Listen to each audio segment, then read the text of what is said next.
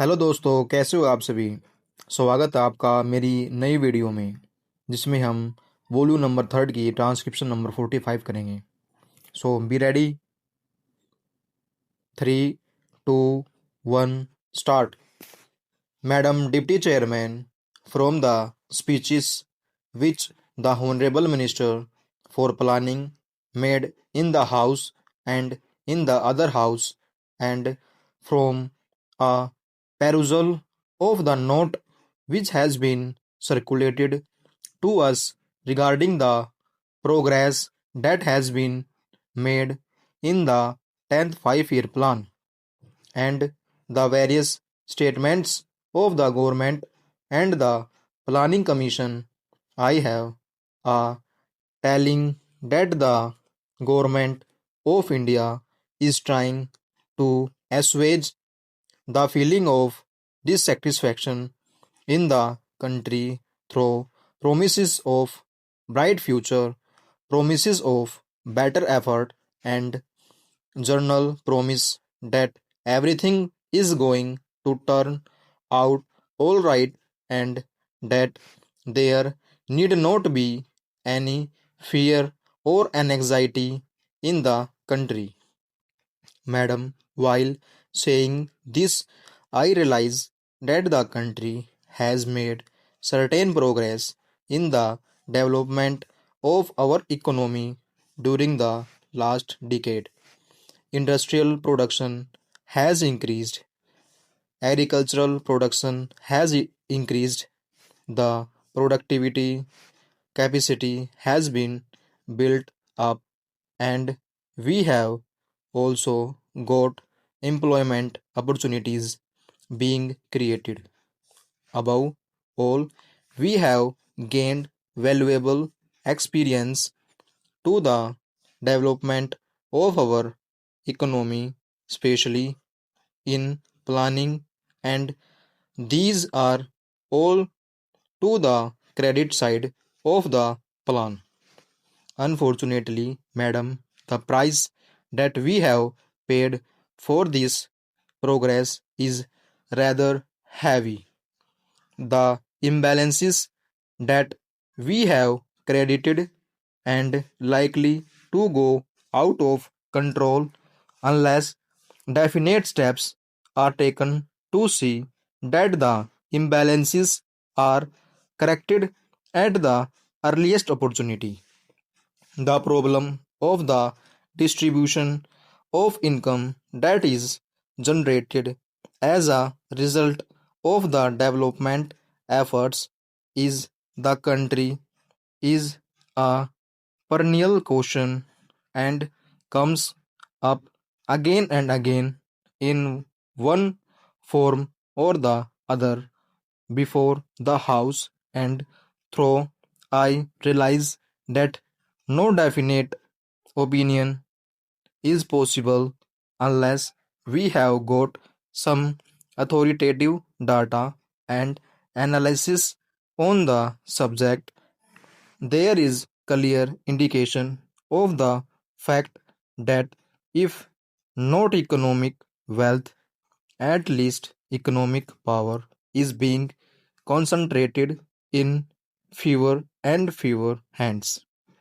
As long as economic power is concentrated in such few hands, it will not be possible for us to develop in the manner in which we like, whatever may be our regulatory and control apparatus, whatever may be our policy, whatever may be the objectives that we place before the country. Similarly, the imbalance between the rural and the urban sector is also increasing. I do not know whether in the rural areas some income has been tapped in as a result of our planned development. It is possible that the well to do peasants, the richer peasants, might have benefited as a result of our economic development, but as far as the rural area as a whole is concerned, the disparity and imbalances is definitely growing, and that is also a matter of concern. The very fact that urbanization takes place at such a rapid rate in our country is visible proof that the imbalance has been growing, with the result that neither the urban areas nor the rural areas are today in a position to live the life that they were living before our planned developmental efforts started. Now there is over conjunction in the urban areas. The civic amenities are all on the point of breaking down, and they continuously break down with the slightest accident here or there. The slums are increasing at a rapid rate, and unemployment is increasing.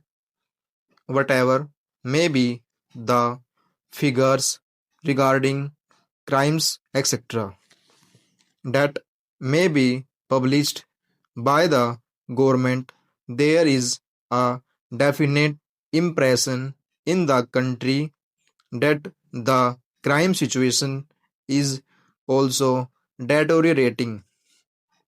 That is because of the congestion in the urban areas, because of the difficulties due to lack of resources. They are unable to deal with the problems that arise as a result of this over conjunction, and the problem of law and order becomes more acute as a result of this urbanization.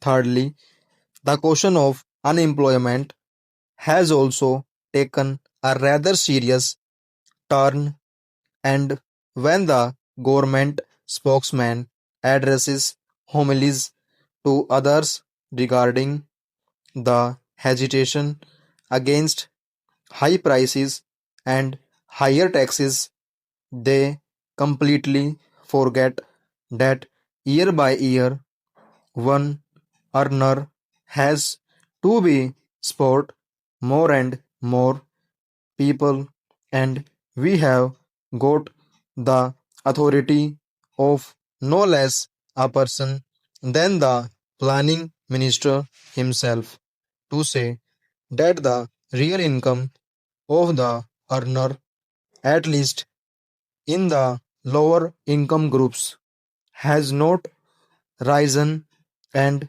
in spite of that, that earner has to be support a larger and larger number of dependents. There is so much dissatisfaction in the country that people are clamoring against rising prices and rising taxes. The planning minister has given us a frank picture regarding what has happened in the first year of the 10th plan period, and we are grateful to him for this frank picture. The figures that he has cited have given us a clear idea of what is happening to our economy at the present moment.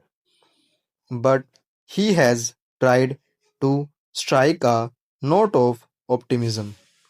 He has tried to explain the reasons that are responsible for this state of affairs, and he has also indicated that the Planning Commission is conscious of all these drawbacks.